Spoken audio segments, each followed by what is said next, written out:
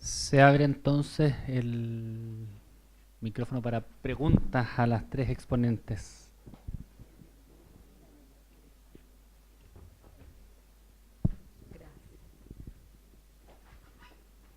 Bueno, en primer lugar me gustaría felicitar a la presidenta de la Corte, también a Claudia Poblete y a la magistrada Rioseco por sus exposiciones, que me han parecido tremendamente valiosas e interesantes. Me gustaría hacer algunas preguntas. Eh, Cuando la presidenta hablaba de que muchas veces las normas de derecho internacional de los derechos humanos se contemplan o se aluden en las resoluciones judiciales a título meramente referencial, ¿de qué forma cree usted que podría tal vez incrementarse, profundizarse la utilización del derecho internacional de los derechos humanos en el razonamiento judicial, que justamente es lo que plantea la magistrada Reseco como una de las deudas en su presentación? ¿De qué manera se podría eh, incrementar la utilización de esta normativa en el razonamiento judicial, y qué rol podrían jugar, por ejemplo, ahí los litigantes? O sea, o qué responsabilidad también tienen ahí los litigantes de muchas veces no hacer valer estas argumentaciones. Estoy pensando, por ejemplo, concretamente en materia penal. Muchas veces la Convención Americana contempla normas muy precisas, y hay jurisprudencia también de la Corte que es muy interesante sobre distintas garantías, el derecho a los medios y tiempo para la defensa, la misma presunción de inocencia, y no son consideradas, pero muchas veces también los litigantes no las invocan. Entonces, eso me gustaría, Presidenta, si usted pudiera referirse a ese tema. También a Claudia me gustaría preguntarle, eh, de la exposición, uno tiende a pensar que hay como un concepto muy de Maturana en esto, en el sentido de que el lenguaje construye o ayuda a construir un mundo, pero hasta qué punto eh, el lenguaje por sí solo, entendiendo que es difícil en el fondo determinar qué es primero, el huevo o la gallina, o sea, si el lenguaje construye la realidad o la realidad antecede al lenguaje. Entonces, ¿cómo podría complementarse este proceso, no solamente de capacitación, sino que de toma de conciencia, en forma previa a simplemente imponer una determinada forma de referirse o de aludir a las personas? No es una crítica, sino que es más bien una pregunta desde el desafío de meditar sobre eso. Y a la magistrada también me gustaría preguntarle sobre cuál es su visión en torno a el rol de los jueces y en general de los funcionarios públicos, eh, como usted lo planteó también al final, como agentes que pueden comprometer la responsabilidad internacional del Estado, en el sentido, ¿en qué sentido? Lo digo habiendo sido funcionaria pública, trabajé en la Defensoría durante 10 años, y claramente a veces uno dentro de las instituciones siente que es parte de una institución, pero que no es por parte del Estado propiamente tal, o que no puede comprometer la responsabilidad del Estado, cuando efectivamente sí puede hacerlo. Entonces, ¿cómo cree usted que podría avanzarse en la lógica eh, de visibilizar y que esto efectivamente es así, y de, entendiendo la independencia de obviamente cada poder, poder avanzar en la lógica de evitar esta responsabilidad, o que el Estado pueda ser objeto de una demanda, como justamente pasó en el caso de María da Peña, este caso tan dramático al que usted hacía referencia? Gracias. Bien, agradezco la pregunta, Patricia, porque no nos hemos referido en realidad a lo que es la parte o deber del litigante. Yo creo que sí, que también hay una carencia desde ese punto de vista respecto a los litigantes, también citar en sus respectivas acciones eh, las, las convenciones, y no solo la referencia, sino los artículos y algún desarrollo respecto a ello.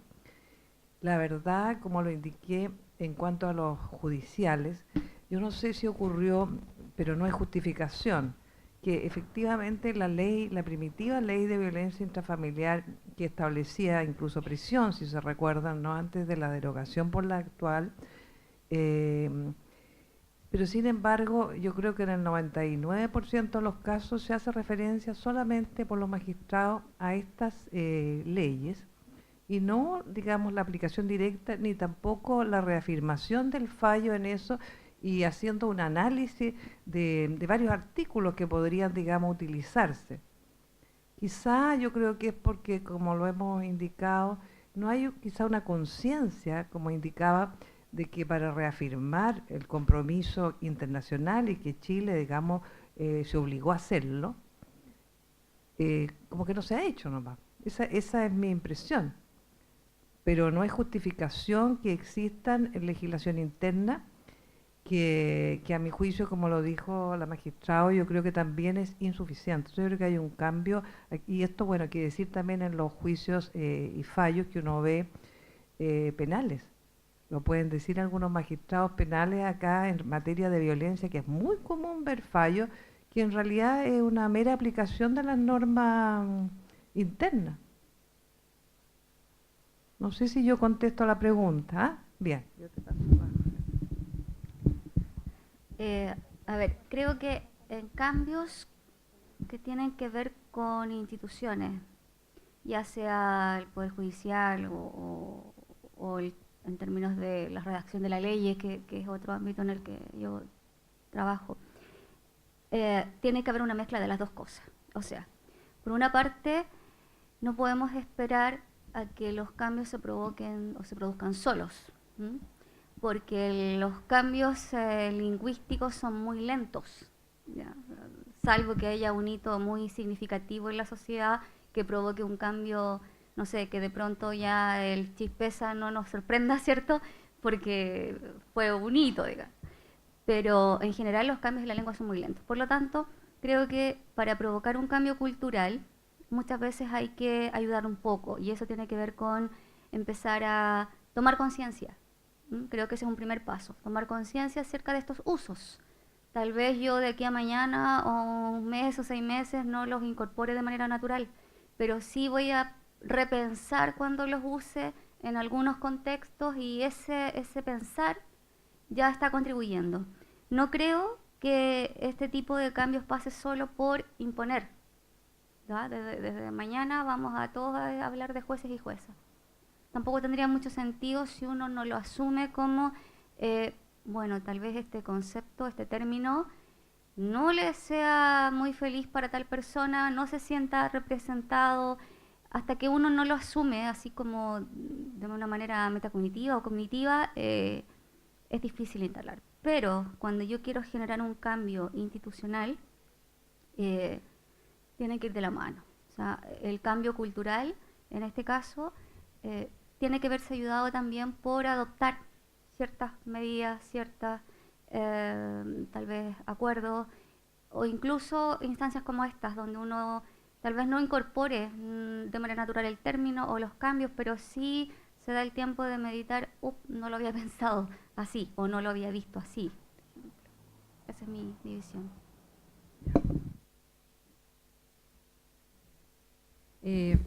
Bueno, una primera forma de responder la pregunta es decir que yo estoy muy feliz y muy sorprendida de que estemos hablando de lo que estamos hablando hoy día acá. Hace 10 años atrás tan solo habría sido impensable, y menos un protocolo, menos estas reglas, nada, era impensable, era mal visto, etcétera.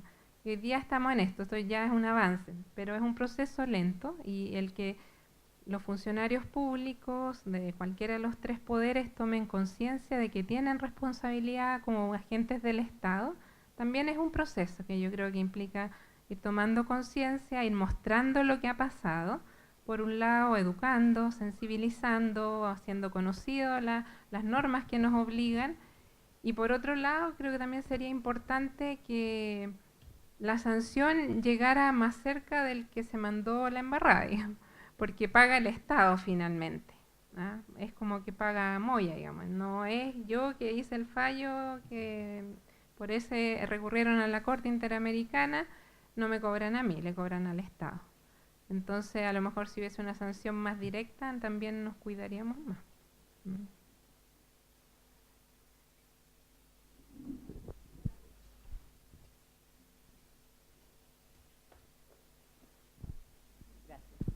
Una sola pregunta para Claudia. desde el punto de vista del lenguaje y la educación desde chiquititos, partimos siempre con la base de masculinidad. Está muy asentado en nuestro país y en muchas culturas de Latinoamérica. Yo de repente me preocupa la aplicación correcta del lenguaje como juez o jueza, que me cuesta interiorizar que soy jueza también. Magistrada no me molesta al escucharlo. Pero constato varias circunstancias que se dan a cada rato en audiencias de tribunales de familia. Dicen las mujeres, no, si él me ayuda con los niños, me lava los platos, me hace la cama. Son obligaciones femeninas, son mis niños, mi cocina, mi habitación, etcétera. Las propias mujeres desde nuestro lenguaje estamos utilizando ese término y es lo que le van enseñando o vamos enseñando a nuestros hijos por una parte. Hay algunos términos que me cuesta todavía incorporarlos en la forma femenina porque efectivamente o no están reconocidos por la Real Academia o jueza es la señora del juez, que no lo soy. Por ejemplo, el término marentalidad, que se utiliza mucho en los informes periciales. No solo parentalidad, porque da la idea que las habilidades del padre, marentalidad en las habilidades de la madre. Te pregunto, ¿no cometo tremendos errores al utilizar esos términos que no están autorizados por la Real Academia?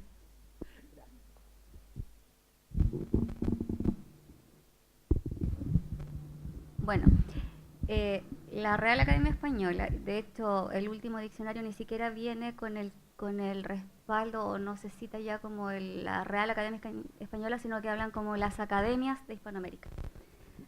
Son un referente, es decir,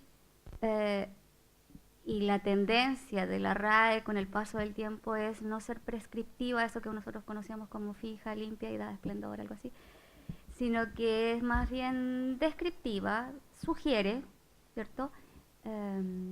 No entrega normas como reglas, está bien o está mal dicho. Eso es como primera cosa. Por lo tanto, es un referente. Pero nuestra realidad no está descrita en el diccionario. De hecho, de a poco se han ido incorporando cosas propias de nuestra realidad latinoamericana y otras que todavía son muy lejanas, incluso en las últimas versiones de la RAE. La última versión del diccionario incorpora como la tableta para el iPad, ¿cierto? El tablet, cuando nosotros en Chile creo que nadie usaría, o muy pocas personas, la tableta, ya usamos el tablet, ¿cierto?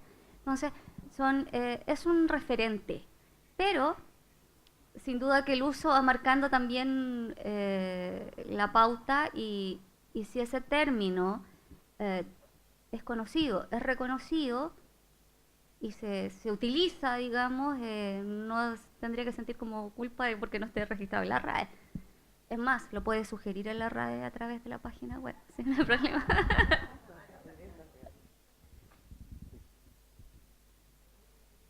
¿Alguna otra pregunta? No, parece que... Sí. Bueno, como presidenta de la Corte de Apelaciones, les agradezco a cada uno de ustedes, colegas, magistrados, relatores, magistrados presentes y ausentes, y a todos, y al público, a nuestras autoridades que nos acompañan por haber asistido a esta presentación de instrumentos iberoamericanos de actuación judicial para mejorar el acceso a la justicia de grupos vulnerables. Muchas gracias.